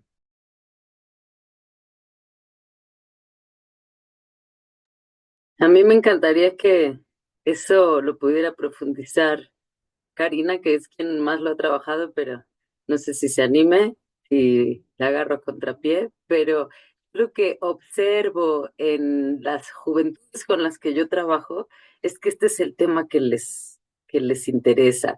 Ana Itzel, que también está aquí terminando su servicio social ya con nuestro proyecto, pues también, por ejemplo, está analizando cuál es el papel de las mujeres no monógamas frente a como a la grieta patriarcal, lo plantea de esta manera, y esta anarquía relacional que implica ah, nuevos modelos de relación, desde luego, pero también transiciones de género, y creo que también es un tema que aparece cada vez con más fuerza en educación superior, no sé en sus países, pero en la UNAM, en nuestra propia práctica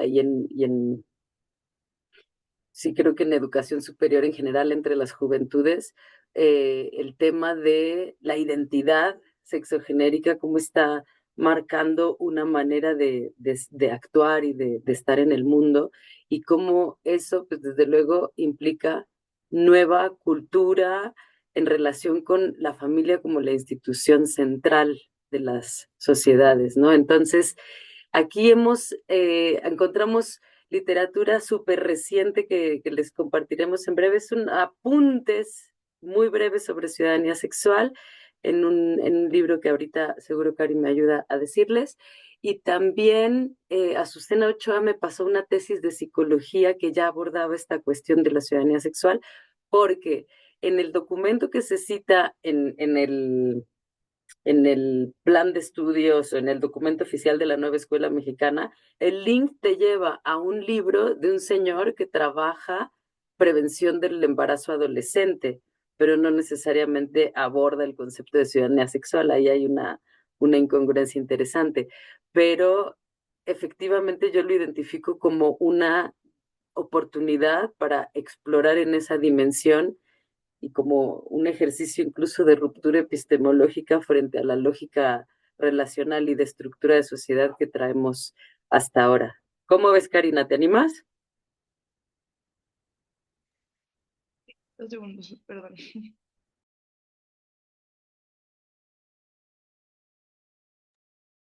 Creo que unido a ciudadanía sexual, bueno, en general la anarquía relacional es un tipo de no monogamia, ¿no? Y lo que plantea un poco es que vivimos en un mundo en donde se centra a la pareja y a la familia como núcleo de muchas cosas. Y pues lo que se busca desde ahí es reacomodar las relaciones, ¿no? O sea, dejar de poner a las parejas en el centro y pues también habla mucho de pues, el nuevo acomodo de la familia como familia propia, ¿no? De quién escoges que sea tu familia, hablar esto de las amistades como acomodarlos otra vez en el mismo nivel de la pareja. También tiene una intersección muy interesante con las personas LGBT y lo queer en general, porque pues justo es como un poco como buscar este orden en el absurdo, dándonos cuenta que se nos fueron impuestas muchas cosas y a partir de eso reacomodar y reescribir y eh, mover todo, ¿no? En cuanto a la monogamia, en cuanto a el género, en cuanto a la sexualidad incluso. Creo que igual Ceci ya lo he explicado muy bien, pero yo diría eso. Gracias, Cari. Cuando puedas, ayúdame con el dato de la referencia que me pasaste de lo que leímos sobre ciudadanía sexual. Si pues lo Creo que podemos ya compartir. lo puse en el chat. Ah, mil gracias, mil gracias. Perdón, sí, no lo abrí. Perdóname. Muchísimas gracias. Ahí entonces, pues vamos compartiendo esa parte. Y por ejemplo, la tesis de licenciatura de Karina lo que pretende es ir a problematizar a las escuelas secundarias que son bastante tradicionales todavía, las secundarias públicas en México, y sobre todo en el tema del disciplinamiento de los cuerpos, de las relaciones. A ver, toda esta nuevo debate sobre sexo, género e identidades, ¿cómo se aborda a nivel secundaria? Bueno, esperemos tener los resultados de esa tesis muy pronto, entonces ya los estaremos compartiendo. Pero lo que nos llevó o me llevó a elaborar esta propuesta de esquema fue la última sesión que tuvimos María Lucía Bernard y yo, cuando nos preguntábamos, bueno, ¿cuál va a ser el diálogo sur global, norte global? Entonces decíamos, bueno, por un lado, claro, tenemos la metodología de la investigación educativa comparada que nos dice que no podemos comparar peras con manzanas y cuáles son las dimensiones de comparación. Y entonces tomamos la decisión metodológica de comparar discursos políticos y ver cuáles son un poco en relación con los enfoques que ha identificado muy claramente Nicolás, pues poder ir situando por lo menos nuestros contextos nacionales, pero decíamos, bueno, quedarnos allí es como no avanzar y entonces buscando avanzar, pues fue que quise plantear esta discusión aquí para ver qué les parecía. No sé si alguien más quiera comentar. Erandi, adelante, gracias. Sí, bueno, a mí me parece muy interesante el modelo que has hecho, está como muy sintetizado y queda muy claro. Y solamente comentar algo sobre la ciudadanía intercultural, y me llamó la atención que pusiste pueblos originarios, pero ahí mi pregunta es si también, sé que no puede como entrar todo, ¿no? Pero también, por ejemplo, el papel que tienen los grupos de base. Y pienso que los pueblos originarios son parte de esos grupos de base, comunidades indígenas, pueblos originarios, pero también movimientos sociales o de lucha. Y también, por ejemplo, todo tipo de activismo, ¿no? Social, ambiental. Y también el papel que tienen, por ejemplo, la academia.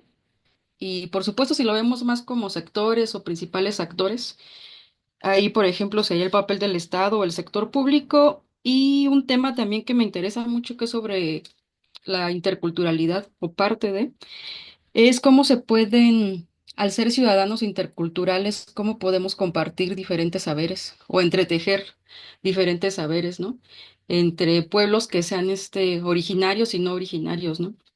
Pero ver cómo podemos también al entretejer, por ejemplo, diferentes saberes que a veces tenderían a ser un poco más prácticos, ver cómo podemos generar nuevos conocimientos, que sean, por ejemplo, aplicados, ¿no?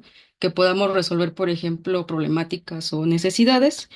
Y allí es donde pienso que es muy importante a nivel de política de educación inclusiva también el papel que podría tener, la cocreación, ¿no? Entonces, cómo esta generación de nuevos conocimientos más aplicados podría generar o poder transformar nuestra propia realidad, ¿no? Pero de manera también, creo que algo más como colectivo, ¿no? Que no sea individual. Y me pareció también muy interesante la ciudadanía digital, ¿no? Por ejemplo, el papel que tiene la inteligencia artificial hoy en día y que lo estamos viviendo eh, muy de cerca, pero también ver, por ejemplo, cómo se relaciona o cómo impacta en esta cuestión de las relaciones de poder, cómo se hace más grande la brecha entre quienes tienen acceso y quienes no tienen acceso, y el uso que se le da también, ¿no? Que es hoy en día como uno de los grandes debates. Y por último, anarquía relacional, también me pareció como, sí me quedó como la duda al principio como Nicolás de qué es eso, ¿no? ¿A qué se refiere? Pero también ahí podríamos entrar como en algún tipo de debate por la cuestión de quién diseña y quién implementa este tipo de política de educación inclusiva y se promueve la anarquía relacional, si es el modelo del Estado, de la nueva escuela mexicana, o esa anarquía relacional tendría que ir más allá del Estado, ¿no? O sea, quiero decir, fuera, por ejemplo, a partir de los grupos de base o movimientos o colectivos, no sé, pero es como replantear eso, ¿no? Y creo que eso sería por el momento. Muchas gracias, Ceci. No, gracias a ti, Erandi. Precisamente, no, justo lo de la anarquía relacional se recoge más en el espíritu. A lo mejor luego con colores, tipografías, podríamos distinguir efectivamente lo que viene más desde el Estado, que desde mi perspectiva el Estado mexicano es profundamente resistente a la anarquía relacional, profundamente tradicional en clave de poner a la familia como la institución central. Y tú escuchas el discurso de López Obrador en su sexto informe de gobierno como el abuelito que le habla, no a todos sus desde una lógica muy patriarcal, o el mismo discurso de Claudia Sheinbaum sí está colocando a la familia en el centro. Incluso a mí me llama la atención bueno, esto. O sea, Claudia Sheinbaum se casa meses antes de empezar la campaña por la presidencia, porque sería impensable que una mujer divorciada dirigiera un país, ¿verdad? Entonces, de alguna manera, el Estado mexicano tiene una posición y la anarquía relacional efectivamente lo estoy intentando como levantar desde los grupos de base. Me parece interesantísimo cómo lo planteas y gracias a todos los aportes que recojamos el día de hoy, desde luego voy a modificar o vamos a trabajar este esquema para hacer una propuesta nueva, más pulida. Efectivamente no aparecen aquí los movimientos sociales y desde la ciudadanía intercultural la otra cosa que no está apareciendo son las migraciones, que por ejemplo en el discurso de nuestra presidenta aparece el importantísimo papel de los y las mexicanas héroes y heroínas en Estados Unidos que mandan sus remesas jugosísimas, pero no hubo mención de las caravanas migrantes, del papel que juega el Estado mexicano como tapón, como filtro en el paso a los Estados Unidos. Entonces, ahí esa cuestión me parece importantísima y que desde luego pues es tejer el puente con los migrantólogos, que yo los llamo así, pero que es toda esta comunidad académica especializada en el análisis del abordaje de las migraciones, que también debe abordarse desde la ciudadanía intercultural y el antirracismo, pero me parece muy afortunada la propuesta de distinguir aquello que está más institucionalizado como discurso y aquello que emerge desde los movimientos sociales, desde las comunidades de base, y ahí la experiencia de la Universidad Popular de Movimientos Sociales en Nayarit, que está replicando la experiencia en Brasil que emana del Foro Social Mundial de Porto Alegre, creo que también aporta muchísimo. Y no está aquí Carlos Rea, pero por eso me interesa mucho recogerla. Creo que esa metodología aporta muchísimo a la vinculación con los movimientos sociales. Entonces sí, me gusta muchísimo porque entonces voy viendo cómo poder retocar y que nos resulte en todo caso un modelo funcional, abierto y dinámico para ir abordando la ciudadanía mundial en distintas dimensiones, en los diferentes contextos, ¿no? No sé si alguien más quiera comentar, María Lucía, ahora que ya lo pasé en limpio, no sé cómo lo ves. No, me gusta porque cuando yo lo dibujé mientras tú hablabas, yo dibujé algo parecido, sin todos los detalles, obviamente, ni anarquía relacional, o sea, como, pero yo, cuando tú lo dijiste, yo me lo imaginé parecido. Entonces, verlo como, cuando lo vi, dije, ah, bueno, sí entendí por dónde era la cosa, y creo que es claro. Sí, yo creo que hay que igual seguir mirando qué otras cosas sí hacen parte de, como cuáles son esas otras características que van o fuera, digamos, como yo me estoy imaginando lo de afuera es como un contexto, digamos, otras cosas que no están dentro de estos, pero, o específicamente, y no sé si ahí hace falta algo, pero a mí me parece que está claro, digamos, y sí me parece un plus como lo de la ciudadanía sexual, que pues igual todavía me cuesta un poco entenderla, si soy muy tradicional en mi cabeza todavía, eh, pero me parece que es algo que nos apunta, o sea, nos muestra otro camino, digamos, que es lo más importante aquí. Muchas gracias. Bernard, ¿Puedo decir algo? Sí, por favor. no, creo que este modelo es muy útil para nosotros, especialmente las partes que hay las intersecciones entre las tres dimensiones, porque todas las partes están vinculados y especialmente el contexto de post pandemia es muy importante para tener en cuenta. Y es interesante porque este asunto de ciudadanía sexual es tan relevante, es muy importante, pero creo que es necesario de reconocer que hay, por ejemplo, en sociedades más tradicionales, hay fricciones, ¿no? Entre diferentes sistemas de valores para, para reaccionar con este. Estoy pensando en esto porque en mi país, por ejemplo, hay un porcentaje de gente que viene de países de Medio Oeste, por ejemplo, y sigue a la religión Islam.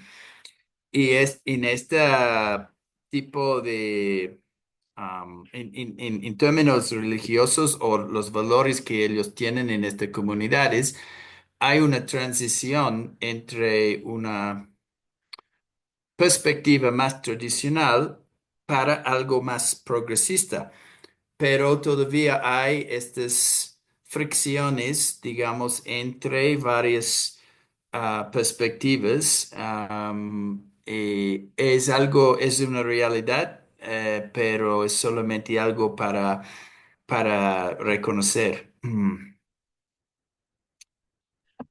Oye, en eso que dices, Bernard, me hiciste recordar, hay una cantante colombiana que me encanta que se llama Marta Gómez, acaba de Mm, sacar una canción justamente como hacia una introducción en reacción a la reciente prohibición en Afganistán, a- al sonido de la voz de las mujeres Mm, en público. mm. Una cosa que me parece tan extrema como, o sea, de verdad, mi nivel de incredulidad no habría llegado a ese extremo y entonces estamos como también hablando de contextos muy distintos y las Mm, implicaciones que esto tiene a nivel de convivencia mundial mm. son importantes, ¿no? En México pues hay quizás una menor presencia de comunidad islámica, pero desde luego es un tema que nos apela y que yo creo que es importante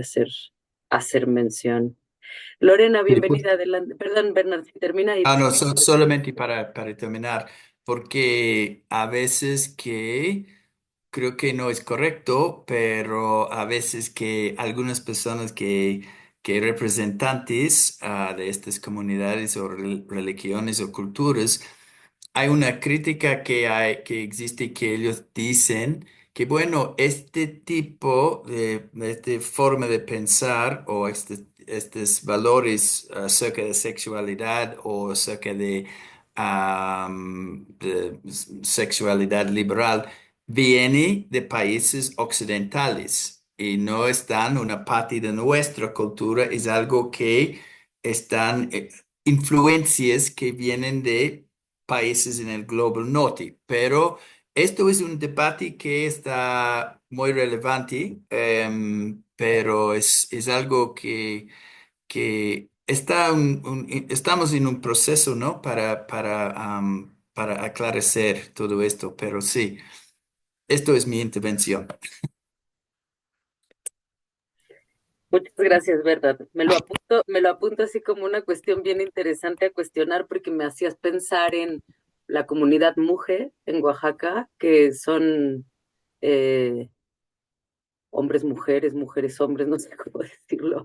Alguien que me ayude a ser políticamente correcta, por favor, pero son Son que mushes, se- así nomás, sí, ¿no? Muchos que se mushes, visten sin género. grandiosamente y que transitan de género y que emanan de los pueblos originarios. Y podría pensar también en las mujeres indígenas trans con las que están trabajando también desde la Universidad Popular de Movimientos Sociales, que por lo menos podríamos preguntarles cómo se posicionan frente a esta idea, ¿no? A ver si es una imposición o es una evolución o la imposición de Occidente era al revés y luego viene una. No sé, creo que es muy interesante. Yo tomo nota y paso la palabra a Lorena, por favor. Sí, buenas tardes. No sé si es tardes o buenos días Aquí todavía todavía por estamos de aquí. día, pero por allá ya. Primero, estoy así anonadada, extasiada con este gráfico, con cómo ha ido hablando. Yo digo, Dios mío, qué buena elección hice. Agradezco mucho a Yardel, sé que ahora no está en reunión porque realmente esa conexión para mí ha sido muy importante y me ayuda mucho estos seminarios también a entender cuánto me falta aprender en todas las secciones, así que hablamos de política de educación inclusiva, pero cómo ella se va desmembrando.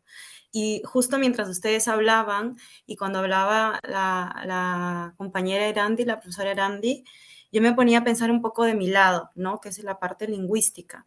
Entonces, si bien es cierto, yo soy peruana, pero yo vengo, o sea, mi enfoque investigativo son las universidades brasileñas, justamente con el enfoque de los universitarios con discapacidad visual. Entonces, yo hablaba justo eso con mis directoras de tesis de la ciudadanía intercultural, pero es intercultural y lingüística, porque si nos podemos hablar de, por ejemplo, Sudamérica, pues no todos hablan español.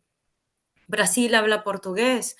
Y justo venía pensando en lo que decía la compañera de la ciudadanía digital, de que no todo el mundo tiene acceso a este universo digital. Si nos ponemos a pensar, Brasil está dividido en 5 regiones y de estas 5 regiones, usted hablaba de Porto Alegre está en el sur y tiene, digamos así, una relación con una tecnología muy diferente a las personas que están en el norte, que es la Amazonía, o en el noreste.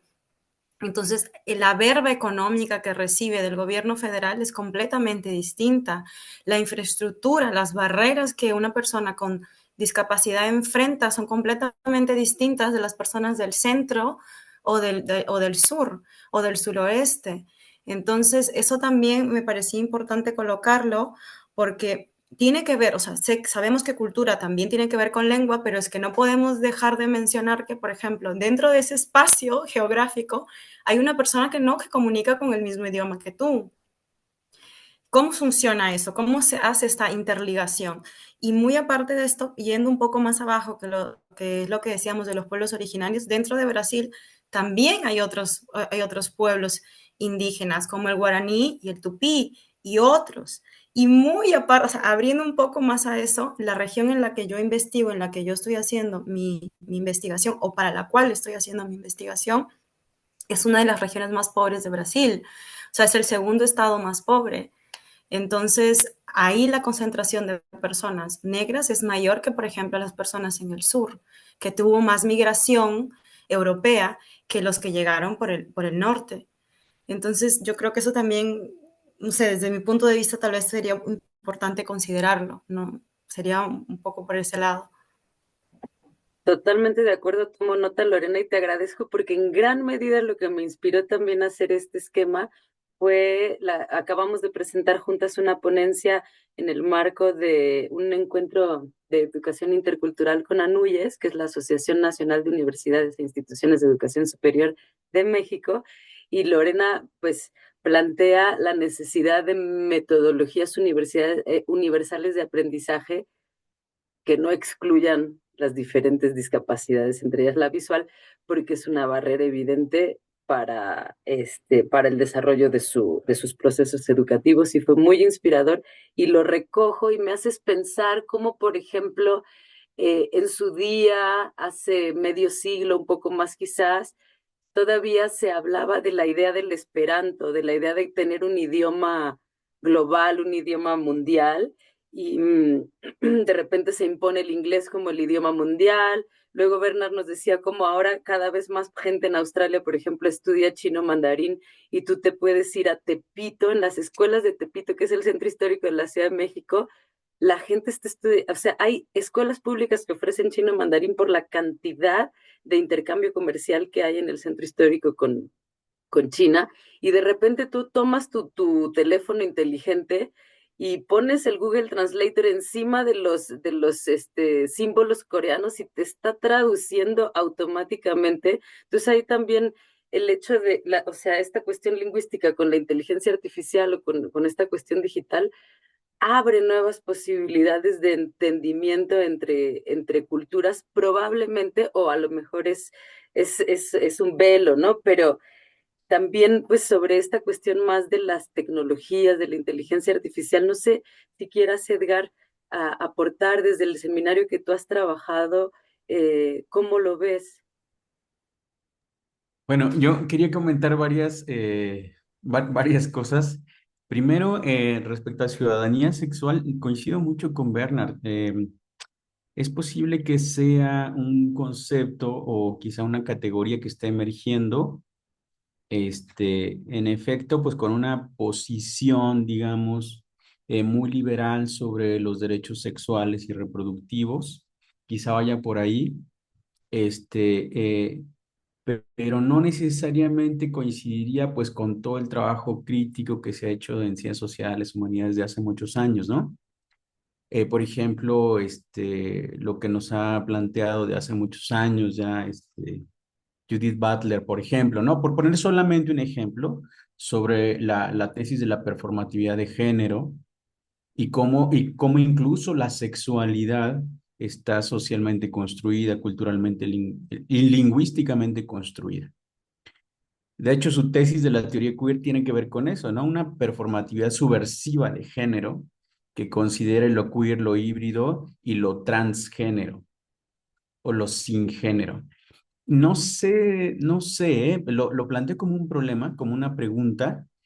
No sé si la noción de ciudadanía sexual, por muy interesante, innovadora que parezca, pueda incluir toda esta otra discusión que han dado de manera muy interesante las comunidades LGBTIQ+, sus diversidades y sus disidencias, porque además recordemos que hay disidencias dentro de las disidencias.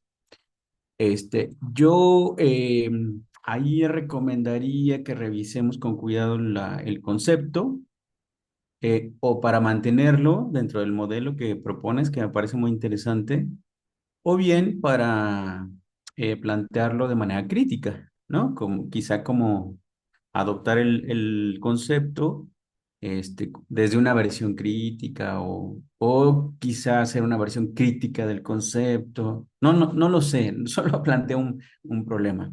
Lo cierto es que en mi experiencia como parte de la gestión educativa ahora en educación superior, sí es una tendencia. Eso es un hecho.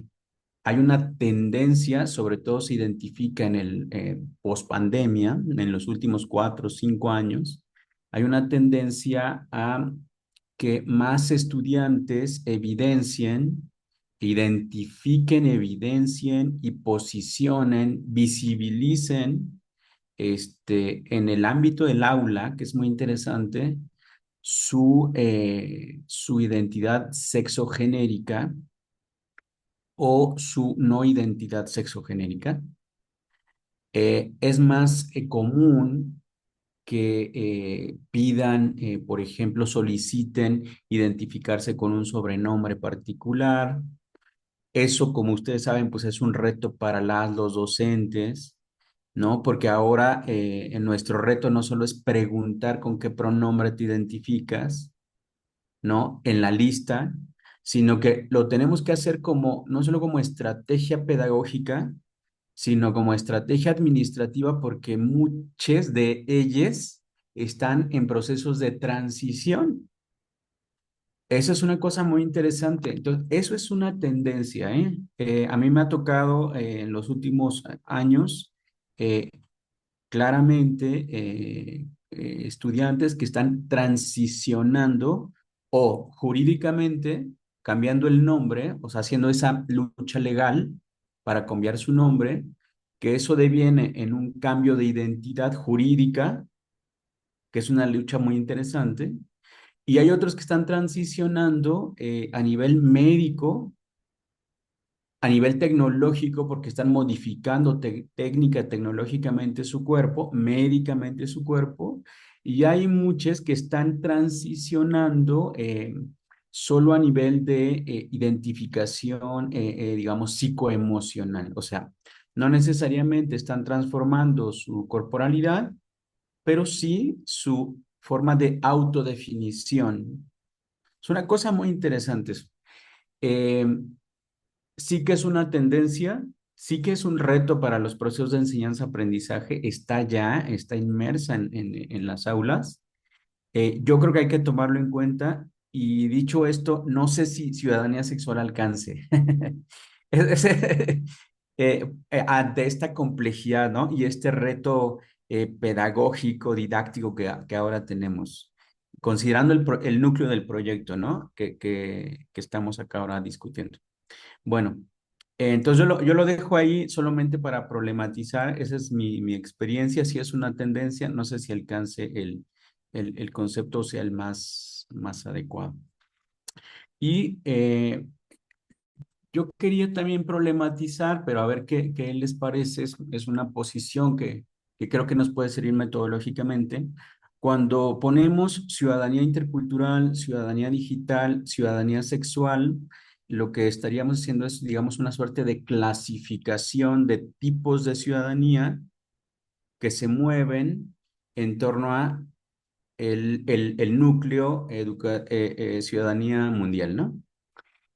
Entonces, ahí pues creo que metodológicamente pues sirve la pregunta de qué tipos de ciudadanía existen o están emergiendo o se están construyendo. Pero una manera distinta de preguntar es ¿para qué se están construyendo tipos de ciudadanía? Por ejemplo, ahora he estado escuchando como la idea de ciudadanía para el medio ambiente y la sustentabilidad, ciudadanía para la educación y la democratización de la vida pública, o sea, ciudadanía para la democracia, ciudadanía para la igualdad y la equidad de género, o ciudadanía para la igualdad sustantiva. Entonces, cuando metodológicamente cambiamos la pregunta de no por el qué, sino para qué, ciudadanía para qué, a lo mejor nos puede arrojar otro tipo de clasificación de ciudadanías que están emergiendo. Yo lo dejo ahí, ¿no? Como problema analítico, metodológico que habrá que resolver, no solo el qué tipos, sino para qué y a lo mejor la pregunta podría identificar otros tipos de ciudadanías o de procesos de construcción de ciudadanía que están emergiendo también y que se están posicionando de manera importante. Bueno, nada más eso quería comentar. Muchísimas gracias, Edgar. Sí, me revolucionas el pensamiento y entonces ahí vamos a, vamos a darle a la ardillita. Muy bien, pues no sé si alguien más quiera comentar. Adelante, Nicolás. Sí, muy rápido. Estaba pensando dos cosas luego de las intervenciones previas. Y una es que, claro, hay un reto importante y es que, pues así planteado, ciudadanía como sustantivo y aparte en singular, pues obviamente también puede tener como sus características de algo muy esencial, muy estático, ¿cierto? Que de hecho iría muy en contravía de una noción más dinámica, más performativa, poco retomando también esa idea de Butler de cómo es el lenguaje y las prácticas las que van constituyendo unas categorías, unos binarismos, pero también emergencias, posibilidades, en fin. Entonces, en esa medida, como mínimo ciudadanía, ¿cierto? Para darle diversidad habría que tener en cada campo, pero yendo más allá, uno debería pensar más en clave de procesos de ciudadanización como procesos más dinámicos, ¿cierto? En un contexto en donde la ciudadanía, por decirlo así, igual se vuelve como una suerte de anclaje, de lugar de reivindicación de derechos, porque el contexto es de ciudadanización, es decir, de empezar a construir unas vidas, como también diría Butler, unas vidas precarias, ¿cierto? Despreciables, desacreditadas, asesinables, exterminables, en el marco también de prácticas necropolíticas. Entonces es una disputa en últimas por la vida, ¿no? Por la dignidad y por la existencia y la ciudadanía pues se vuelve un lugar de disputa, ¿no? De reconocimiento y de exigencia de derechos. Pero en todo caso, pues claro, quizás por eso empiezan a aparecer tantos terrenos de identificación y de disputa en lo ambiental, en lo cierto, en lo digital. Y bueno, puede ser una de las razones. En todo caso, claro, ahí hay un reto de cómo pensarlo, quizás como en clave más dinámica, más compleja, más en permanente construcción, ¿cierto? Más abierta también. Y bueno, pues digamos es la reflexión que me queda luego de las últimas intervenciones. En todo caso, también pensaba que algunas palabritas que están asociadas a ciertos círculos, pues también pueden ser más transversales. Por ejemplo, en la ciudadanía intercultural está el antirracismo, pero pues sabemos también por esa perspectiva interseccional del género que obviamente hay como unas opresiones mayores también, no solo por el tema sexual o de género, sino por lo racial, es decir, incluso esa idea de lo racial o antirracismo, que es un posicionamiento clave transversal en la ciudadanía mundial, por lo menos crítica, pues debería atravesar todo, como también el anticolonialismo que no aparece, que debería estar más claro, lo mismo el antisexismo o antipatriarcado, es decir, como unos elementos que hacen parte como de ese posicionamiento crítico, descolonial, pues en la reflexión sobre la ciudadanía. Digamos, también no discriminación aparece un poco arriba, ¿cierto? Quizás también habría que pensarlo, no sé, como en esas intersecciones. Y me gusta mucho la idea de zonas de contacto, como esos círculos que se entrelazan entre sí, me parece que eso le da mucha fuerza, pero ir pensando que también pueden haber unos elementos que son transversales y atraviesan a su vez esas zonas de contacto. Y lo último, en esa parte de anarquía relacional, el asunto es que yo me quedé pensando, claro, entiendo la razón, pero yo me quedé pensando un poco más, no solo como en ir más allá de esos modelos de familia y esas categorías que a veces nos producen en una heteronormatividad o en unas identidades muy cerradas y muy binarias, sino que me quedé pensando más en una ontología relacional, un poco en la línea de lo que proponen Manuel de Landa, Marisol de la Cadena, Arturo Escobar, como es que no es solo en nuestras relaciones de género, ¿cierto? Es en la relación con otros seres, en general con la vida misma, como el lenguaje también y la forma y nuestra cosmovisión nos ha llevado a generar diferencias que en realidad no son diferencias, sino desigualdades, que a su vez producen jerarquías y formas de opresión, y cómo nos pensamos en una ontología relacional en donde pues todos somos vida, un suerte de continuo, ¿cierto? Más que fragmentos, y bueno, pues es un asunto que de nuevo va más allá del género solamente o de los modelos de familia, y era lo que me resonaba cuando escuchaba lo de anarquía relacional, lo vinculé un poco más con esa postura, de hecho, más ontológica incluso. De acuerdísimo. Muchísimas gracias. Pues yo con esta base voy a trabajar sobre este esquema para hacerles una nueva propuesta a final del mes.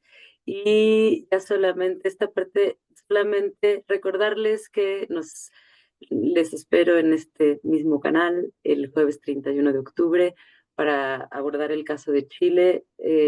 Nicolás, ojalá si tienes chance, pues también de que podamos ahí aportar un poco cuál fue su experiencia, y si queda un ratito al final de la próxima sesión, pues les muestro el esquema remasterizado para que se siga remasterizando dinámicamente, y sobre todo pues nos ayude a articular este diálogo que estamos sosteniendo. Les agradezco muchísimo su participación. Yo me quedo muy contenta cada vez que tenemos seminario, y estoy también muy orgullosa de lo que podemos reportar ahora ante el PAPIT. Así que muchísimas gracias a cada una, a cada uno, y seguimos compartiendo. Cuídense mucho. Muchas gracias, Cecilia. Un abrazo Gracias, para todos y Cecilia. todas, que estén muy bien. Que estén Chao. muy bien. Muchas gracias, Hasta profesora. luego. Nos vemos.